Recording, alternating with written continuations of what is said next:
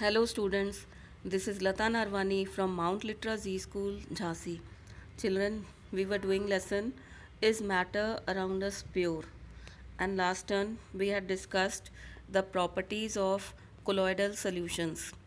Today we'll be doing some more topics. So our first topic is different types of colloids. So here a table is made in which first column shows dispersed phase, second shows dispersion medium, third the name given to the colloidal solution, and fourth column shows various examples. So first, when the dispersed phase is a liquid and it is dissolved in a gas, means dispersion medium is a gas, the name given to the colloidal solution is aerosol. Examples are fog, cloud, mist. Now in cloud and mist, the water vapor or water drops are dissolved in air. Air is a mixture of gases. Second example, when a solid is dissolved in dispersion medium gas, solid is dissolved in gas, the name given is solid aerosol. And examples are smoke, dust, storm. So smoke, what is smoke? In the smoke, the carbon particles are dissolved in air. So solid is dissolved in mixture of gases. Dust storm, the dusty particles or the dust particles are dissolved in air. Next example, next type of colloid is when a gas is dissolved in a liquid. The name given is foam. This type of colloidal solution is called foam. Examples are whipped cream, soap, lather, froth. When liquid detergent is dissolved in water or soap solution is dissolved in water, froth or foam is formed. So these are various examples.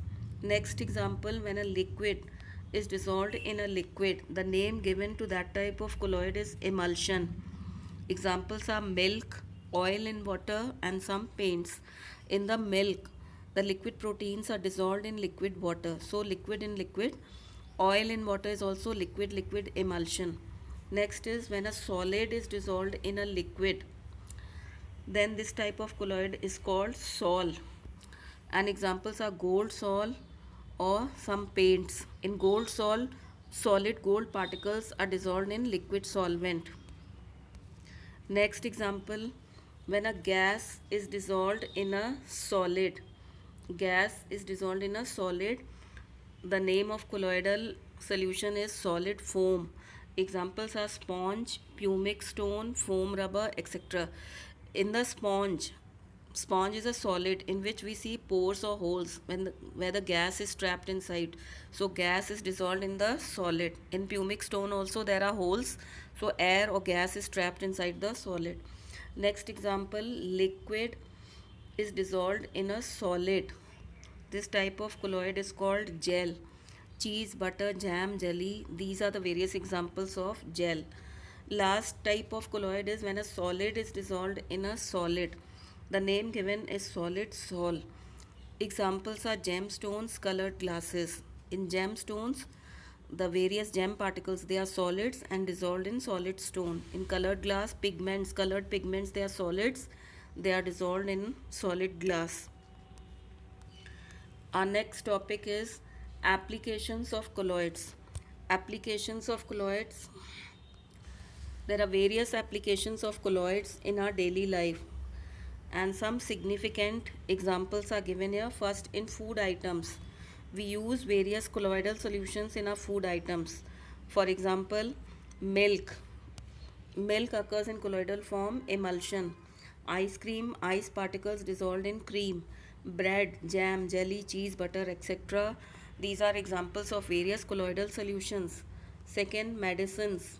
Various medicines also occur in colloidal form because in this form they are easily absorbed by our body. Examples are Gelusil. Gelusil is an antacid which occurs in colloidal form. Second example is cod liver oil. Cod liver oil, it is an emulsion of cod liver oil in water.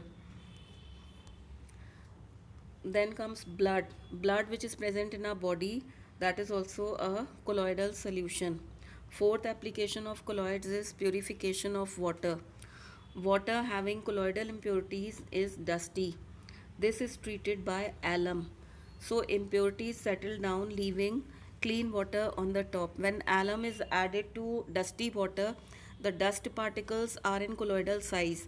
So the alum, in the presence of alum, those dust particles they aggregate and become heavier, and then they settle down at the bottom, and clean water is taken out from the top. So it is used in the purification of water. Next application is cleansing action of soap. Soap solution or detergent solution, as already I have told you, it is colloidal in nature. They form foam, and in this form it cleanses our clothes or various dishes. Next example is blue color of sky. Blue color of sky is due to scattering of light by colloidal solution of dispersed dust particles in air. Now we have finished all the applications of colloidal solutions. We have also finished true solution, colloidal solution. Third type of solution is suspension. The various characteristic features are: a suspension is a heterogeneous mixture. The size of the suspended particles is more than 10 to the power minus 7 meter or more than 100 nanometer. The suspended particles can be very easily seen with our naked eye. As sand dissolved in water or mud dissolved in water, we can see the particles in the water. Next point is the suspended particles can be separated from the liquid medium by filtration. We can filter the sand or mud from water. Next, when a suspension is left undisturbed for some time, the particles settle down at the bottom of the container. Last point is particles scatter the light passing through them. This is known as Tyndall effect. Then last topic is difference between properties of true solution, colloidal solution and suspension. First is nature. True solution is homogeneous, whereas colloidal and suspension they are heterogeneous in nature. Particle size in true solution it is less than 10 to the power minus 9 nanometer. In colloidal solution the particle size is between 10 to the power minus 9 up to 10 to the power minus 7 meter or 1 to 100 nanometer. In suspension the particle size is more than 10 to the power minus 7 meter, more than 100 nanometer. Third point, visibility. Solute particles are not visible to naked eyes in a true solution. We cannot see the particles like salt in water or sugar in water. The particles dissolve, they become invisible.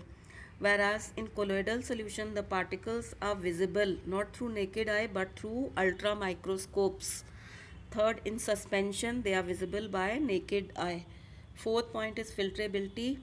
In a true solution, solute and solvent cannot be separated by simple filtration method. In a colloidal solution, the dispersed dispersion medium and dispersed phase can be filtered by ultra filters, and in a suspension they can be easily filtered by ordinary filters. Next point is Tyndall effect. True solution does not show Tyndall effect, and colloidal and suspension they show this phenomenon. Brownian motion. True solution does not show Brownian motion.